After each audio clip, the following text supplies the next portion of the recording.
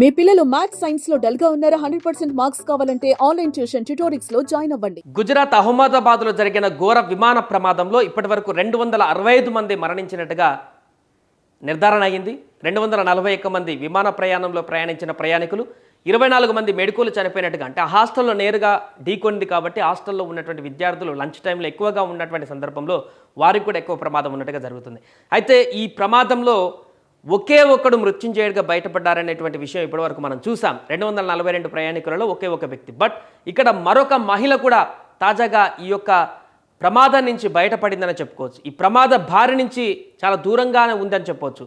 So ఒక్క 10 నిమిషాల తేడాతోటే ఆ మహిళ తన ప్రాణాలని కాపాడుకోవడమే కాకుండా ఈ భారీ ప్రమాదం నుంచి తను మృత్యుంజయురాలుగా నిలిచినటువంటి అంశంగా కూడా ఇప్పుడు వైరల్గా మారుతుంది. నిన్న కనిపించినటువంటి విజువల్స్లో ఒక వ్యక్తి ఆ ఫ్లైట్లో నుంచి బయటపడ్డటువంటి ఒకే ఒక వ్యక్తి, ఆ వ్యక్తితో పాటు ఈ మహిళ కూడా ఇప్పుడు ట్రెండ్ అవుతుంది. ఈ మహిళ కూడా క్షణాల వ్యవధిలోనే తన ప్రాణాలను నిలబెట్టుకొని బయటకు వచ్చినటువంటి సందర్భాన్ని మనం చూడొచ్చు. సో ఆ మహిళ తానే అహ్మదాబాద్లో ఫ్లైట్ ఎక్కేటువంటి క్రమంలో తాను ఈ యొక్క ప్రమాదం బారి నుంచి పడకుండా మృత్యుంజయురాలుగా నిలబడ్డటువంటి సందర్భం.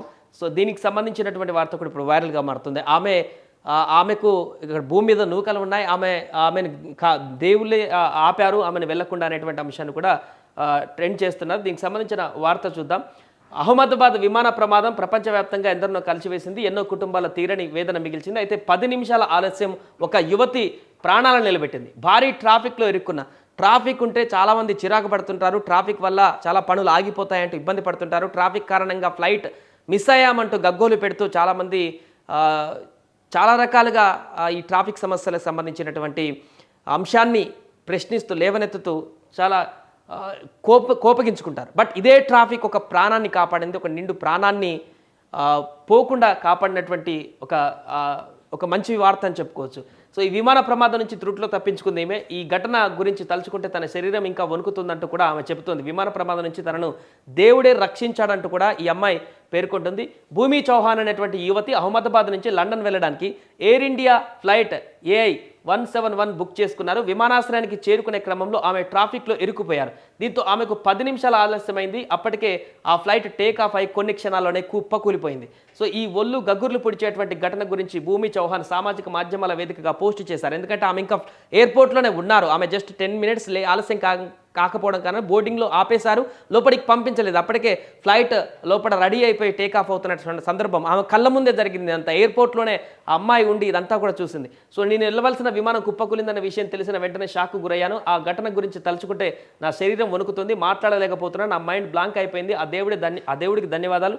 నా గణపతి బప్పే నన్ను కాపాడాడు భూమి చౌహాన్ ఈ విధంగా పేర్కొన్నారు. 10 నిమిషాల ఆలస్యంతో సర్దార్ వల్లభాయ్ పటేల్ విమానాశ్రయం చేరుకున్న చౌహాన్ మధ్యాహ్నం 1:30 ఎయిర్పోర్ట్ నుంచి బయటకు వచ్చింది.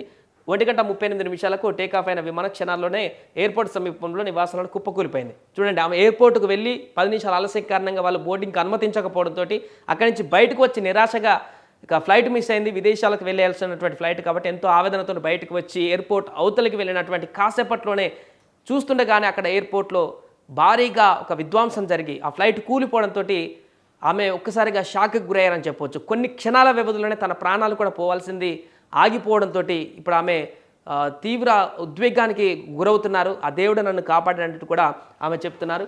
ఏదేమైనా కూడా ఈ ఫ్లైట్ ప్రమాదంలో మృత్యుంజయుడిగా ఒక వ్యక్తి నిలబడ్డాడు. దాంతోపాటు ఈ మహిళ కూడా మృత్యుంజయురాలని చెప్పవచ్చు.